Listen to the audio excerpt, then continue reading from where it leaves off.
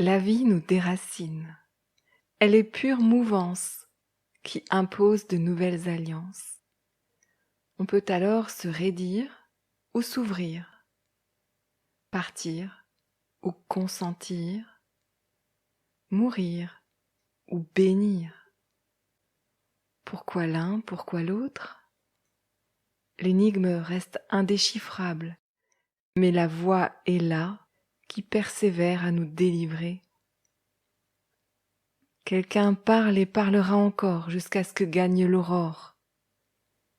Une tendresse nous redresse et sa promesse borde nos étroitesses.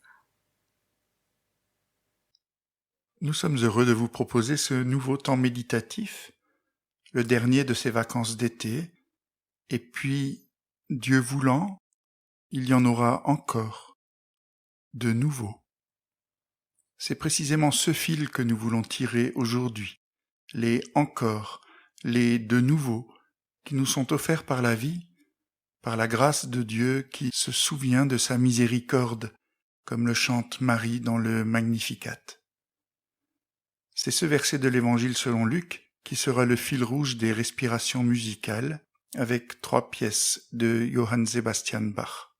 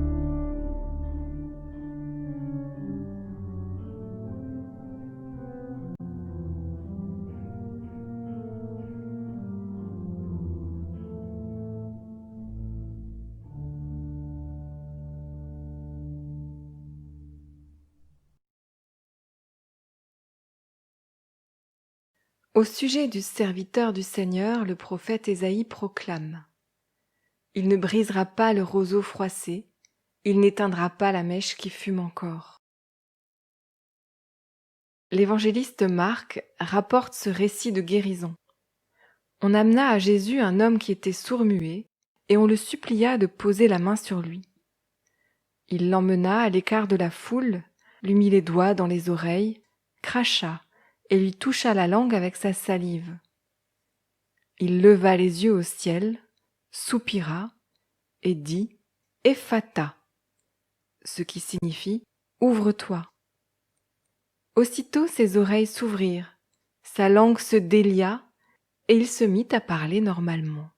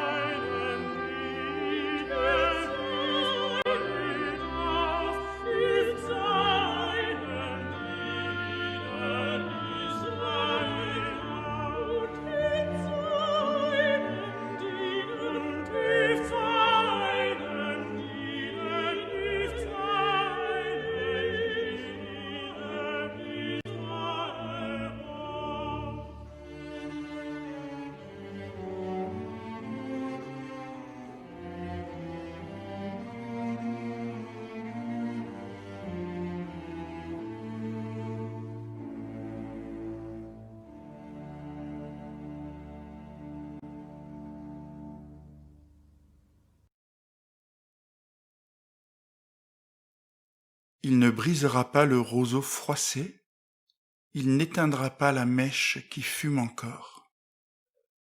C'est une bonne nouvelle pour moi et peut-être pour toi, parce qu'il m'arrive de me sentir froissé, plié, au bord de la rupture, physiquement, moralement, en termes d'envie, au bout.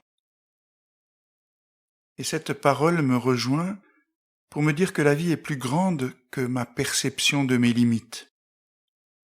Elle ne s'arrête pas à mes limites, mais continue, mystérieusement, de m'animer. Là où je suis tenté d'afficher fermé, la vie, Dieu si vous préférez, m'ouvre des perspectives inédites. Cette bonne nouvelle est illustrée, confirmée, par bien des moments de mon existence où je peux voir la trace de la vie, de Dieu, qui m'a offert un encore, un au-delà de moi-même. Ainsi, cette bonne nouvelle devient une certitude confiante et une espérance vivante, pour moi, et peut-être pour toi. Dieu ne brise pas. Dieu n'éteint pas. C'est une bonne nouvelle pour nous, Église. Au-delà de nos nostalgies, d'un avant qui était mieux, et au-delà de nos craintes d'un avenir qui semble compromis, au-delà de tous nos élans résignés à afficher fermés, la vie, Dieu si vous préférez, nous ouvre des perspectives inédites. Cette bonne nouvelle est illustrée par bien des moments de l'histoire de l'Église où nous pouvons voir la trace de la vie, la trace de Dieu qui lui a offert un encore, un au-delà d'elle-même. Ainsi, cette bonne nouvelle devient une certitude confiante et une espérance vivante pour nous, Église. Certitude confiante, espérance vivante, pas béate inconscience ou naïveté. Isaïe ne parle pas d'un roseau plié qui serait miraculeusement redressé en un plan fier et majestueux, ou d'une mèche tout juste rougeoyante qui redeviendrait miraculeusement une flamme vive et active. La bonne nouvelle, la promesse, ce n'est pour moi et pour toi et pour nous ni un retour à un âge d'or, qui n'a d'ailleurs peut-être jamais vraiment existé, ni la perspective d'un nouvel essor sans limite. La bonne nouvelle, c'est juste, mais c'est énorme, que ça continue, autrement que ça n'était, et autrement que nous ne pouvons imaginer de nous-mêmes. C'est là que la bonne nouvelle devient exigence. L'exigence juste, mais c'est énorme, de continuer. Continuer en le laissant nous transformer, nous redonner notre intégrité, nous recréer à son image, et devenir, alors, de ceux qui ne brisent pas le roseau plié, de ceux qui n'éteignent pas la mèche qui fume encore. Prendre soin de qui nous sommes, en prenant soin les uns des autres. Dans le récit de guérison du sourd-muet, j'observe tout d'abord que le sourd-muet retrouve son intégrité parce qu'il se laisse toucher. Ce n'est pas rien de se laisser toucher de façon aussi intime. Moi, je n'ai pas forcément très envie qu'on me mette des doigts dans l'oreille ou qu'on me touche la langue avec de la salive. L'au-delà de nous-mêmes qui nous est offert, cet encore, commence par là. Nous laisser toucher par un autre qui nous invite à nous ouvrir. Nous laisser toucher pour que s'ouvrent nos oreilles, pour que nous devenions récepteurs de paroles qui font vivre. Nous laisser toucher pour que s'ouvrent nos bouches et que se délient nos langues, pour que nous devenions émetteurs de paroles qui font vivre. Et puis Jésus dit un seul mot, Et quelle parole percutante. Ouvre-toi. Tu peux sortir de tous tes recroquevillements, de tous tes enfermements. Ouvre-toi. Une seule parole, puissante et simple. Il parle à un sourd, alors il dit un mot simple, en 3 syllabes, facile à lire sur les lèvres. Ça pourrait n'être qu'un détail, mais j'aime y voir une invitation à la simplicité. La parole qui nous a été adressée, et dont nous sommes les porteurs et les porte-voix, n'est pas compliquée. Ce que dit Dieu est simple et percutant. Je t'aime. Si nous l'avons entendue, cette parole, nous pourrons la dire à notre tour, à tous les roseaux pliés et à toutes les mèches qui fument tout juste encore, en sachant que ce simple « je t'aime » pourra être reçu, qu'il pourra toucher, qu'il pourra être entendu, par-delà toutes les surdités, s'il se lit sur nos lèvres et dans nos vies.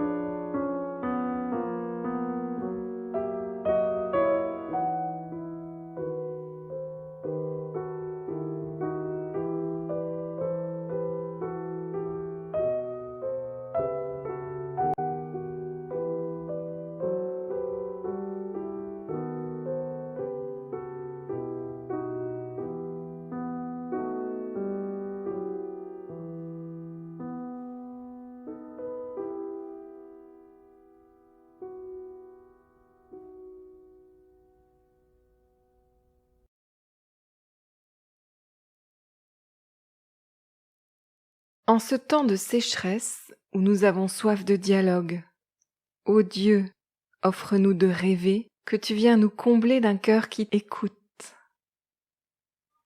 Offre-nous une attention à l'autre qui soit porteuse de vie et de fête, et viens inscrire au profond de nous la responsabilité royale d'être tes témoins. Enrichis-nous de ta sagesse et fais de nous des hommes et des femmes animés d'intelligence et de discernement au milieu de notre génération.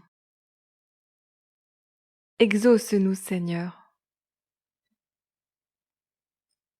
Nous poursuivons notre prière pour le monde, pour ceux qui nous sont chers et pour nous-mêmes. En silence, en priant à haute voix ou en chantant avec cette assemblée « Dona la pace, Signore ».